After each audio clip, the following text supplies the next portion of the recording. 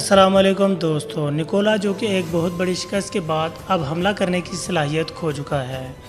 इस वजह से वो चाहता है कि उमर भाई अब उसका साथ दें और तुगई खान से वो मुकाबला कर सकें, जिस वजह से सुल्तान ने उस्मान भाई को पहले ही बता दिया है कि मंगोलों को मैंने कई कबीले और तुर्क कबाइल को हमला करने से मना किया हुआ है।